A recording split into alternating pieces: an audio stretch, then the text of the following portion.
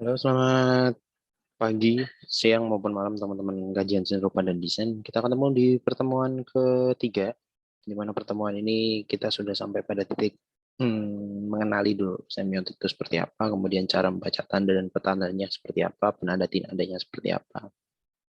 Untuk teman-teman yang kemarin baru join, silakan untuk mengikuti perkuliahan. Kalian bisa cek di deskripsi grup di Google Classroom, kemudian juga kalian juga bisa lihat di YouTube yang memuat video-video kemarin, dan kalian bisa mengerjakan tugas. Kali ini, minggu ini tugasnya tidak hari ini, tapi kalian mencari nanti. Saya jelaskan. Kita mulai di pertemuan ketiga. Kita mengenal dulu objek kajian dari karya seni. Di mana karya seni ini merupakan persepsi dari indrawi seniman yang bisa dikatakan karya seni apabila dalam penciptaan dilandasi oleh rasa karsa dan nilai indah.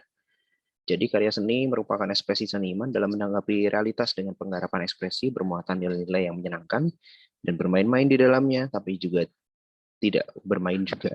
Bermain tapi tidak bermain. Kemudian membawa suasana hati dan ada keagungan tersendiri serta ada atraktif dan emosional, mengalirkan aliran getaran perasaan yang dibuat. Jadi ketika kita bisa melihat karya seni di galeri, misalkan kita akan melihat sesuatu yang ada pada senimannya itu muncul dalam karya tersebut, gitu. Mau mengkomunikasikan bentuk-bentuk mentalnya dia, termasuk pengalaman dia atau berkaitan dengan masa lalu dia dan pengalaman-pengalaman yang lain. Nah, mendefinisikan objek seni rupa itu sendiri adalah mencoba untuk melihat apa sih sebenarnya definisi dari seni rupa dan desain itu.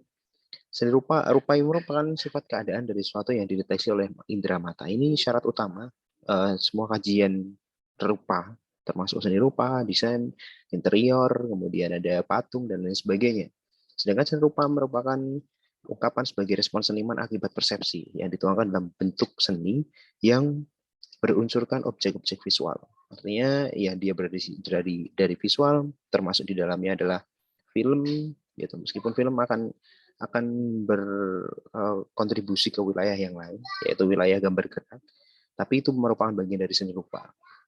Nah, ketika kita ngomongin dengan desain, desain ini yang membedakan dengan seni rupa adalah desain itu dirancang untuk memenuhi kebutuhan klien, atau ada yang sifatnya adalah mass produk gitu.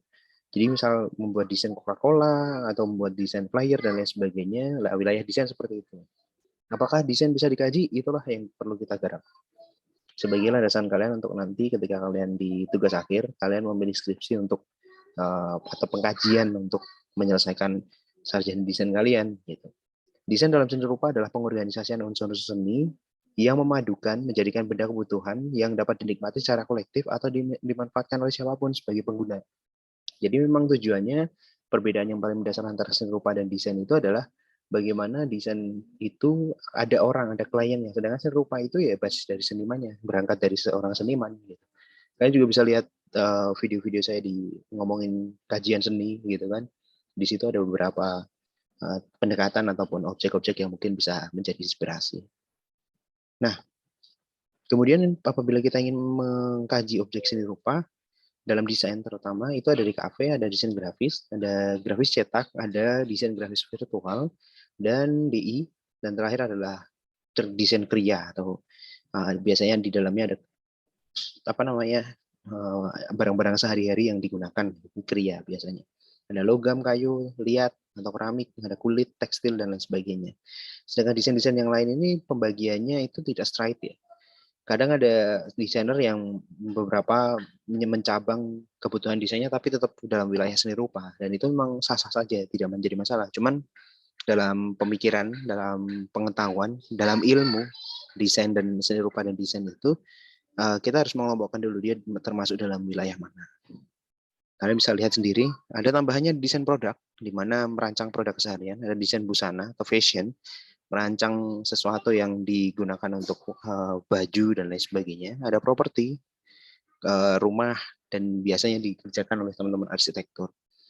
Dan biasanya memang antara arsitektur kemudian desain interior itu biasanya satu rumpun. Mereka membahasnya berkaitan dengan rumah, interior, pola, kemudian ada wilayah-wilayah yang berkaitan dengan konstruksi bentuk rumah itu sendiri gitu.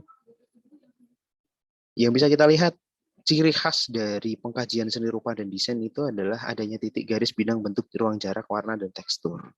Artinya segala bentuk yang berbasis pada visual, yang tadi saya katakan pada pertama, jadi kajiannya itu berupa kajian visual, kemudian dia memiliki unsur-unsur dasar seni rupanya, maka itu bisa disebut sebagai kajian atau objek yang bisa digarap untuk pengkajian. Di mana warna sendiri ada dimensi, irama, gradasi, gelap terang, dan volume yang bisa mendefinisikan bahwa oh ini adalah objek seni rupa.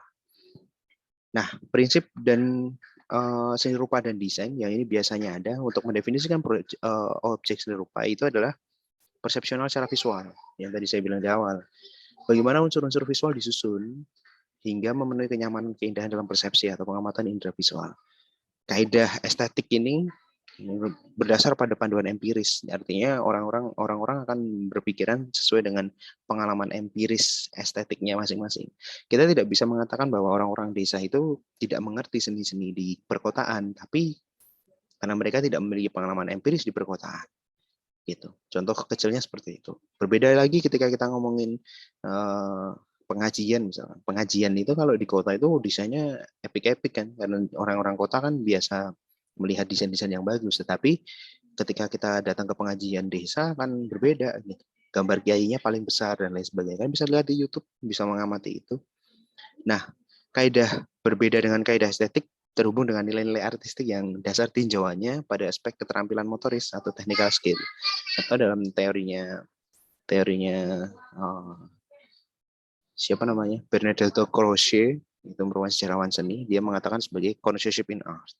Connoisseurship in art ini merupakan technical skill yang dimiliki oleh seorang pengkaji ataupun seorang seniman yang mengetahui teknik-teknik dasarnya seperti apa. Itulah kenapa ketika kalian sudah di DKV 2, di DKV 1, di desain visual dasar, kalian diajarkan untuk, bahkan di Nirmana, kan diajarkan untuk garis, titik, dan lain sebagainya, karena untuk mendefinisikan nantinya, kalau di kajian. Oh, kayak gini tau sebenarnya. Oh, kayak gini bentuknya. Exactly-nya kayak gini, dan lain sebagainya. Dan prinsipnya ada balancing proporsi ini hampir sama dengan, hampir sama, memang sama dengan Trimatra, Nirmana, Dwimatra, dan Trimatra. Ada balancing proporsi, irama, kontras, penekanan atau point of interest, detail, kompleksitas, kesederhanaan, dan kesatuan. Di mana sebenarnya ada beberapa teori seperti teori estetika Monroy, dia complexity, unity,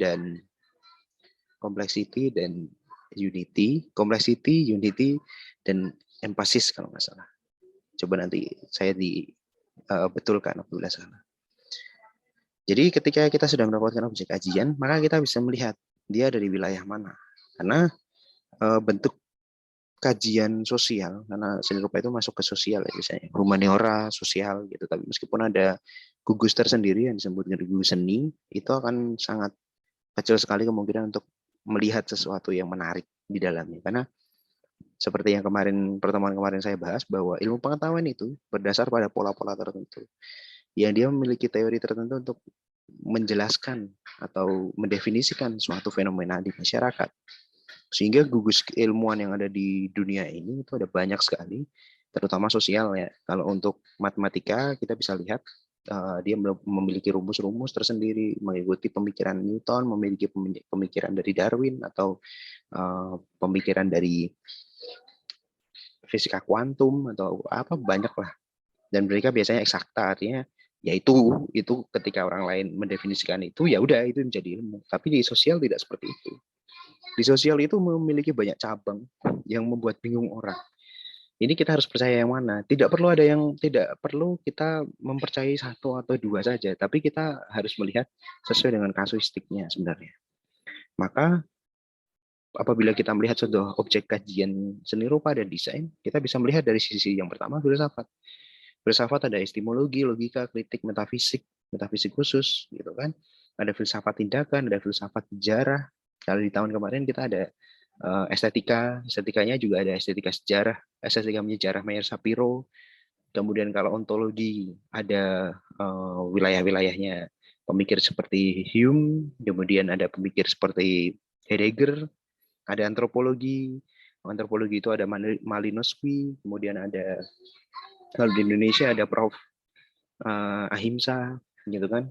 Ada lagi Kunto Joyo, sejarah, ada kosmologi, ada teologi, itu berbasis pada ketuhanan dan lain sebagainya. Dan ini merupakan pendekatan-pendekatan yang bisa digunakan gitu.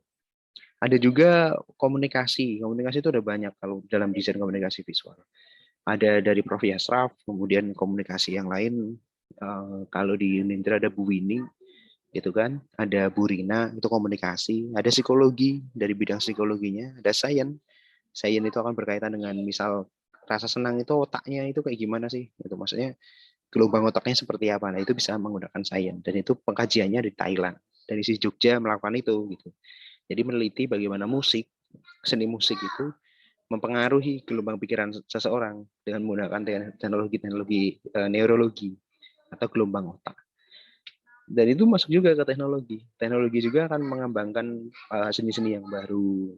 Ada, bagaimana video mapping hari ini itu bisa menjadi sangat menarik. UX itu menjadi sangat menarik untuk desain. Dan itu memang crossing gitu. Kita nggak bisa misal murni DKV doang gitu, itu akan sangat naif gitu. Ada sisi ekonominya, tentu ada jual beli dan lain sebagainya. Dan disitulah kemudian ada art, ada spirit, tradisi, hukum yang positif, ada sejarah. Kemudian ada, itu semua akan menjadi kebudayaan dan menjadi peradaban. Sehingga semua keilmuan ini bisa menjadi pendekatan, bisa menjadi teori juga, bisa menjadi analisis, di mana akan membentuk karya seni. Sehingga karya seni dan desain itu akan diproduksi dan akan mempengaruhi manusia pada wilayah berikutnya. Jadi ini proses. Artinya karya seni yang sudah jadi itu menjadi tesis, kemudian akan diteliti menjadi antitesis, kemudian disimpulkan membentuk sebuah keilmuan baru atau ilmu yang baru menjadi sintesa namanya. Tesis, antitesis, dan sintesa. Di mana sintesa ini biasanya berupa kesimpulan. Makanya dalam sebuah pengkajian ataupun sebenarnya semua hal sih sebenarnya, itu kesimpulan menjadi hal yang penting untuk dilihat. Apa sih yang menjadi ilmu barunya, kan gitu kan. Sehingga kita bisa melihat sisi lain dari ilmu tersebut. Nah, dalam filsafat sendiri, itu ada ilmu pengetahuan yang mempengaruhi ilmu sendiri. Dari filsafat juga akan membentuk estetika, kemudian psikologi persepsi mekanisme indriawiyah, di mana ada estetika interaksi nanti. Estetika interaksi itu merupakan salah satu cabang analisis estetika yang berdasar pada pengalaman bersama. Ada pengkajian berkaitan dengan pengalaman